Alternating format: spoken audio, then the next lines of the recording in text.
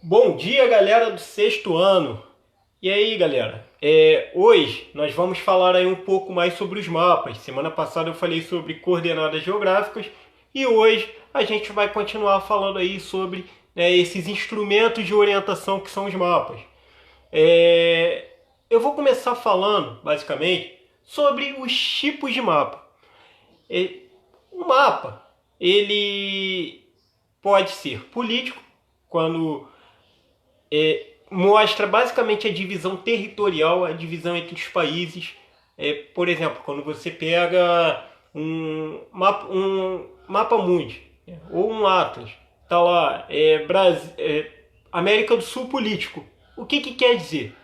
Isso significa dizer que ali está representada a dimensão territorial dos países da América do Sul, certo? O mapa físico, ele vai estar relacionado aos aspectos naturais daquele lugar. Por exemplo, a América do Sul, hidrografia, vai mostrar os rios, os principais rios da América do Sul. A América do Sul, relevo, vai mostrar onde tem uma maior altitude, né? A altitude é a diferença de um relevo em relação ao nível do mar. Então, por exemplo, eu vou pegar um exemplo bem próximo aqui de vocês. Não configura uma montanha, mas serviria como exemplo. Friburgo. Friburgo, vamos colocar que esteja aí a cerca de 800 metros acima do nível do mar. Isso quer dizer que para você chegar até a praia, demoraria aí, você teria que descer cerca de 800 metros. Isso é a altitude. Então o mapa de topografia, o mapa de relevo, ele mostra essa diferença aí. Vegetação mostra os principais biomas presentes, né? Então, o próprio clima mostra assim, a atuação das massas de ar, mostra a predominância de determinados tipos climáticos em cada região. Então, esses mapas eles representam fenômenos específicos, né? Tem os mapas demográficos, tem os mapas econômicos. E dentro de um mapa, geralmente nós temos pequenos símbolos. Se alguém puder aí, se alguém tiver como pegar, ou tiver em casa um atlas ou um livro que tenha mapas, vocês, até no próprio livro de vocês tem aí, né, falando das legendas, falando das convenções cartográficas. Por exemplo, uma torrezinha de petróleo indica que naquele lugar ocorre a exploração de petróleo.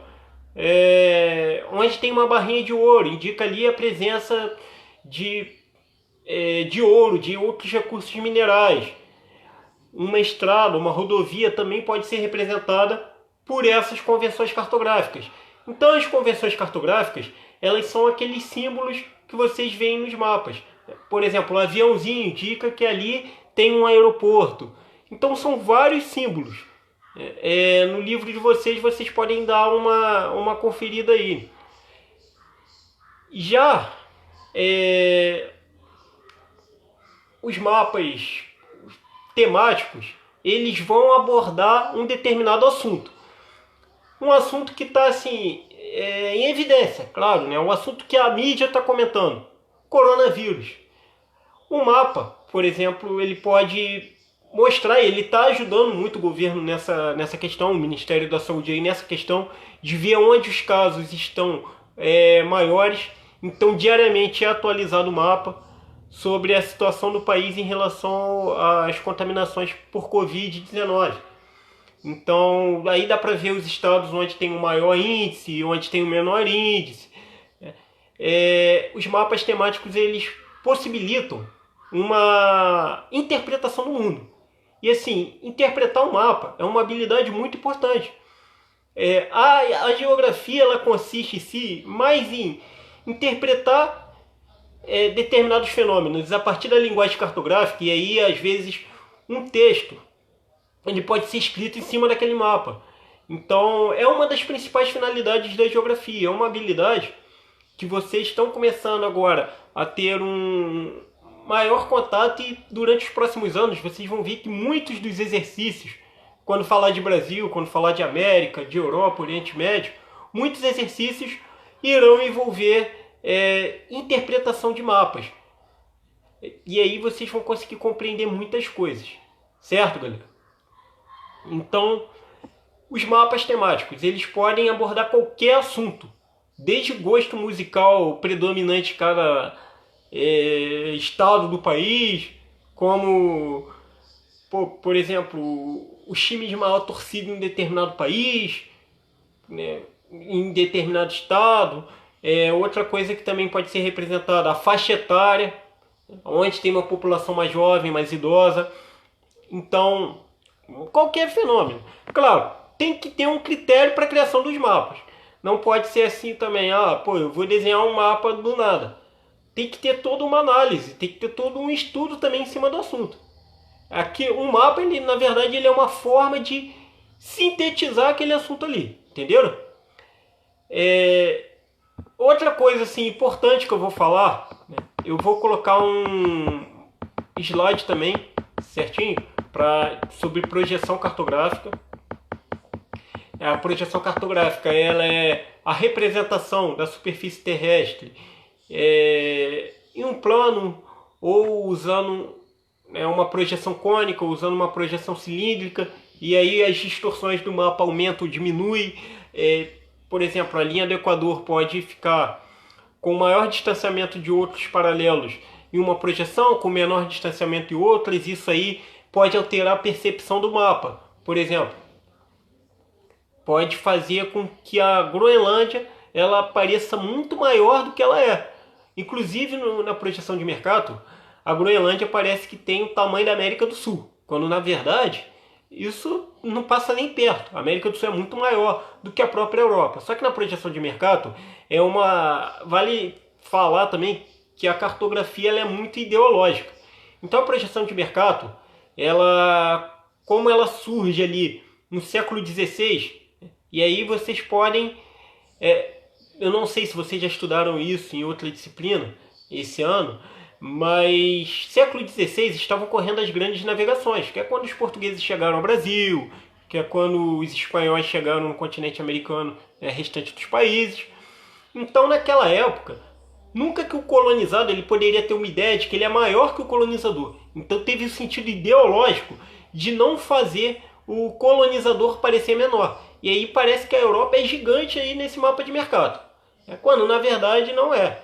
Então eu vou colocar um slide lá também para vocês sobre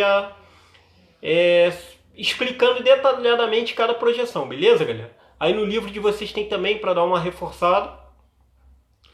E a questão das escalas. Por exemplo, a escala, existe a chance de vocês calcularem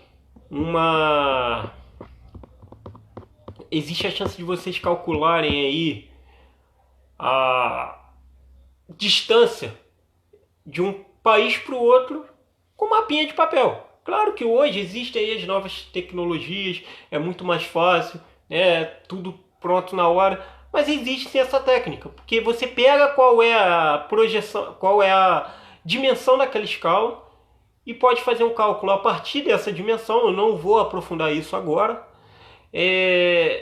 mas você pode fazer um cálculo da dimensão daquela escala com a realidade e aí tirar um número exato, da distância em quilômetros de uma região para outra. Sobre fusos horários, uma coisa que eu tenho para falar também. Os fusos horários, eles são determinados aí com base na longitude, considerando aí para leste nós temos horas a mais, para oeste temos horas a menos. Então, à medida que você se distancia do meridiano de Greenwich, você vai estar acrescentando ou reduzindo as horas. Claro, todos os cantos do mundo têm 24 horas. Só que, por exemplo, elas não estão no mesmo horário. Se agora, vamos colocar, 11h10 da manhã, vamos supor. Se fosse 11h10 da manhã agora, lá em Greenwich é 2h10 da tarde. Lá na Rússia pode ser 6h10 da noite já. Então, em cada região do planeta nós temos um fuso horário diferente. Como a Terra tem aí seus 380 graus dividido por 24 dá 15. Então cada fuso horário tem cerca de 15 graus. E a cada 15 graus nós temos 1 hora a mais. Então, por exemplo, daqui a 3 fusos para frente. Esse aqui é o meridiano 0 grau, no caso Greenwich. 3 fusos para frente é 45 graus a mais. Então aí dá 3 horas a mais. Então, peço que vocês façam os exercícios, tá? Que forem sugeridos, que vocês possam tirar as dúvidas de vocês. E na semana que vem tem mais uma aulinha aí. Valeu, galera. Um abraço. Se cuidem.